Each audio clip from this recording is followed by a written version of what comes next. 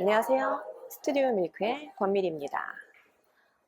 저는 지난주 부산국제영화제 출장을 무사히 잘 다녀왔고요. 지난주에 좋은 소식이 들렸죠. 한강 작가의 노벨문학상 수상 소식입니다. 제가 그 소식을 이제 속보로 들었는데, 너무 가슴이 벅차오르는 거예요. 한국에서 드디어 노벨문학상 수상자가 나오는구나. 그 어느 때보다 감격스러웠는데, 늦은 시간에 들은 이야기라 이제 출판사 쪽에 당장 연락은 드리지 못했어요. 그래서 그 다음날 이제 문학동네 이제 사장님한테 축하드린다라고 이제 연락을 드렸는데, 이게 기쁨은 나누면 이제 배가 된다고 하잖아요. 업계가 좀 다른데, 문화적인 측면에서 이제, 한국이 이제 뭐 영상 콘텐츠를 포함해서 이제 문학도 전 세계인들에게 알려질 수 있는 기회가 조금 더 넓어졌다라고 생각을 하니, 어떻게 이 벅찬 감정을 어떻게 표현할지 모르겠어요. 그러면서 이제 나도 잘해야겠다, 그 생각이 들더라고요. 그래서 오늘 주제는 소설 이야기도 나왔고 제가 지난주에 이제 부산에서도 이제 IP 이제 판권에 대해 잠깐 말씀드렸잖아요. 오늘은 이제 소설 판권에 대해서 여러분들과 얘기를 할까 합니다. 일단 소설의 판권에 대해서 얘기하기 전에 이거는 뭐 근데 실은 웹툰과 웹소설도 똑같은 얘기이긴 한데, 소설 같은 경우 특히 이제 판권 구매에 있어서 이제 많은 제작사분들이 좀 고민을 하시는 지점들이 있어서 그 부분에 대해서 좀 약간 가볍게 살짝 짚어드리고 가려고 합니다. 그래서 소설 판권을 구매할 때 이제 고려해야 될 점, 그 약간의 꿀팁이라고 보시면 될 것 같습니다. 일단 첫 번째는 저는 이제 재미있는 이야기의 어떤 선정 기준을 첫 번째로 두고 싶고요. 그 다음에 두 번째는 이야기와 시장성, 그리고 이제 세 번째는 이제 네트워크와 커뮤니케이션입니다. 우선 첫 번째, 어떤 작품을 좀 잘 골라야 되나라고 했을 때, 실은 영상은 빨리 제작을 해도 영화든 드라마든 마찬가지입니다. 정말 빠르면 2년, 3년이고요. 보통 한 5년까지도 이제 잡아야 돼요. 그러니까 이제 기획 단계부터 이제 제작, 이제 그다음에 이제 오픈, 이제 개봉까지 이제 과정을 말씀드리는 거고요. 그렇다 보니 이 이야기가 지금은 굉장히 재밌고 핫한 아이템인데, 이게 3년 뒤 혹은 5년 뒤, 10년 뒤에도 괜찮은 내용인가에 대한 부분을 고민을 안 할 수가 없어요. 그게 실은 가장 크죠. 그러면 어떤 거를 골라야 되나요? 라고 했을 때, 저는 일단은 주제의식이 좀 약간 뚜렷한 작품을 좀 선호하는 편입니다. 근데 그게 좀 보편적 정서를 저는 가지고 있어야 된다라고 보고요.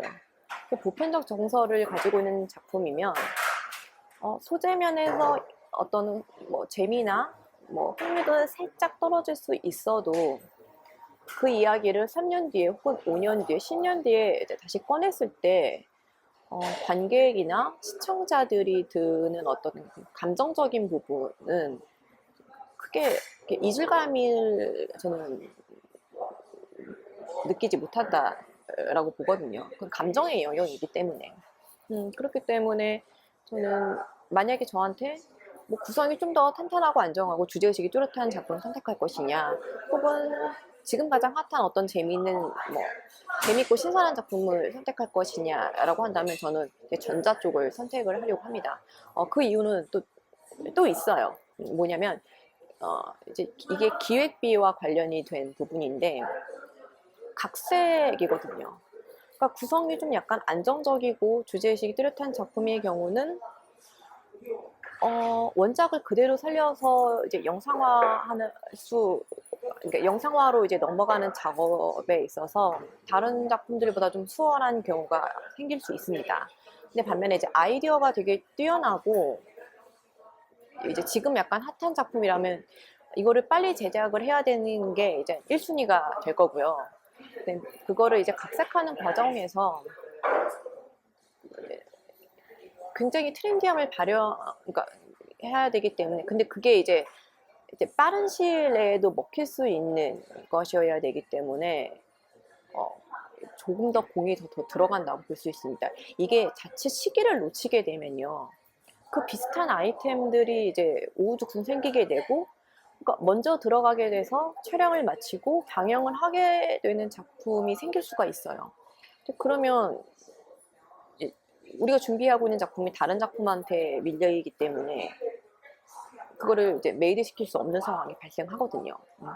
그래서 그런 차이점이 있어서 저는 좀 안정지향적이면서 주제의식이 조금 있는, 그러나 그 작품의 본연의 색깔이 좀 약간 매력적인 작품을 구매하는 것을 저는 추천드립니다. 자, 그리고 이제 두 번째, 그 다음에 이제 이야기가 이제 시장성인데요.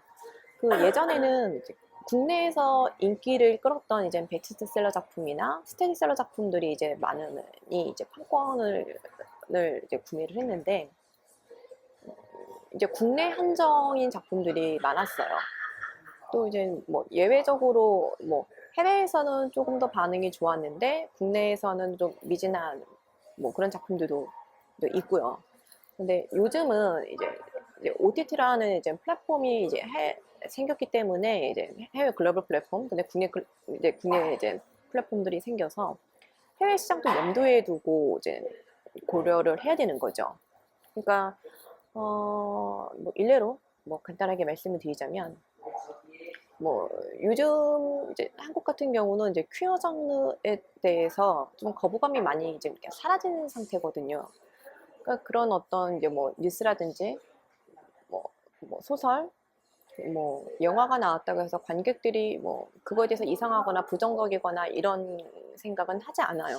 그러니까 한국은 조금 이제 약간 이제 풀어지는 분위기, 그 주제에 대해서 좀 약간 자유로워진 분위기라고 한다면, 이제 영국 쪽에서는 그 퀴어 장르들, 성소수자들에 관련된 이제 영상들, 드라마라든지 영화들에 대한 약간 이제 호불호가 있다면 약간 불호 쪽에 좀 가깝습니다.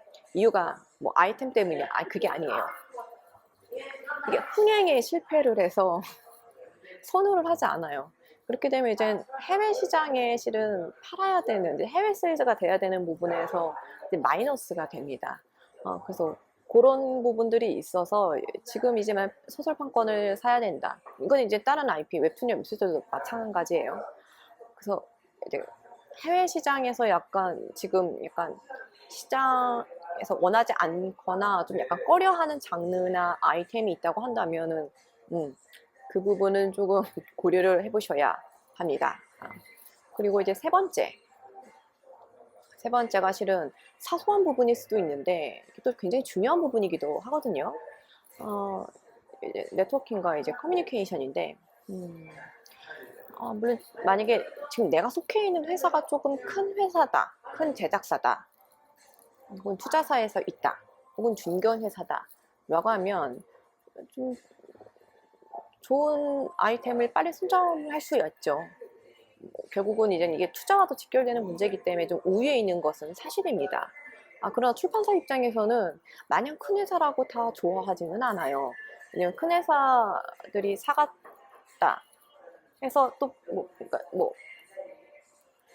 가능한 빠른 시간 내에 제작될 가능성이 높지만, 이제 또 그만큼 이제 내부에 이제 작품 그것만 있는 것이 아니기 때문에 이제 우선순위에서 밀릴 수도 있거든요.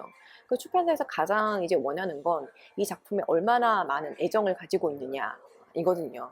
그래서 어떤 곳과는 이제 미팅을 했는데 자기네들은 기준이 딱 명확하다고 하더라고요. 큰 회사에서 먼저 판다. 그거는 아니래요. 자기네들 작품에 얼마나 많은 애정을 갖고 있느냐에 따라서 실은 그게 계약 기간이 뭐 이게 뭐 1년 단위는 없습니다. 관건 계약에. 네. 만약에 뭐 2년에서 뭐 한 5년 사이 정도라고 하면은 그 기간 동안 포기하지 않고 이제 끝까지 밀어붙일 수 있는 곳과 이제 작업을 하고 싶어 하기 때문에 그 부분을 우선적으로 두는 곳이 더 많다 보니 결국은 이제 끊임없는 커뮤니케이션이 되게 중요한 부분인 거죠. 이건 제 이야기를 좀 일리로 들어볼게요. 저는 되게 단시간 다른 사람들에 비해, 다른 업체에 비해 좀 짧은 시간 동안 좀 여러 출판사들과 이제 IP사들과 이제 계속 이제 커뮤니케이션을 하면서 이 네트워킹을 쭉 이어가고 있는데, 그 방법이 뭐예요? 라고 한다면 특별한 방법이 없어요. 근데 그거를 이제 몇 년 동안 계속 지속시키기에는 조금 힘든 부분일 수도 있어요. 제작사 같은 경우는 한번 판권을 사면 이제 그 출판사와는 이제 뭐 끝이다라고 생각을 해서 신경을 안 쓰는 부분이 있기도 한데, 전 좀 반대예요. 만약 제가 어떤 회사와 미팅을 한다, 그럼 저는 그랬어요. 일단 그 회사의 베스트셀러, 스테디셀러, 그 다음에 신간, 그리고 이제 토탈 이제 제가 원하는 작품하고, 그 다음에 뭐 가장 재밌게 본 작품들 이렇게까지 포함을 해서 그냥 전부 다 읽었어요. 되게 무식한 방법이죠. 네, 되게 무식한 방법이지만 실은 이게 기획 PD의 가장 중요한 덕목이라고도 저는 생각을 합니다. 이게 역으로 두고 보면 되게 쉬운 거거든요. 이게 만약에 제가 비단 뭐 출판사뿐만 아니라 다른 곳, 뭐 감독이든 누구든, 뭐 PD님, 작가님들, 혹은 또 다른 뭐 제작사 대표님들, 뭐 투자사 이렇게 미팅을 했을 때 제가 참여한 작품을 만약에 이야기 이렇게 말씀드렸는데, 저 그거 봤어요 라고 하면 호감도가 상당히 커지거든요. 내가 어쨌든 참여한 작품들이 이렇게 관심을 가지고 있구나. 또 약간의 애정이 있으시구나. 그러면 그쪽으로 치는 사람 마음이 쏠리게 되어 있어요. 같은 이치예요. 그리고 이제 보통 이제 제작사분들은 드라마나 영화나 이제 뭐 비슷하실 거예요. 어느 정도 돌아가는 상황에 대해서, 그러니까 뭐 매출 관련된 얘기를 하라는 게 아니라 추이에 대해서 이제 공유를 안 해주세요.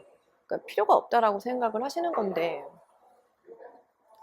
지금은 이제 옛날처럼 이제 오리지널이 많아진 상황이 아니고, 그렇다고 또 이제 압도적으로 이제 원작이 있는 IP를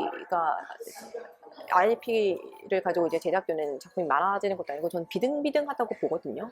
그러니까 비슷비슷해졌어요. 그런 상황이라면 서로의 어떤 상황을 조금 약간은 공유 좀 해줘야 된다라는 입장입니다.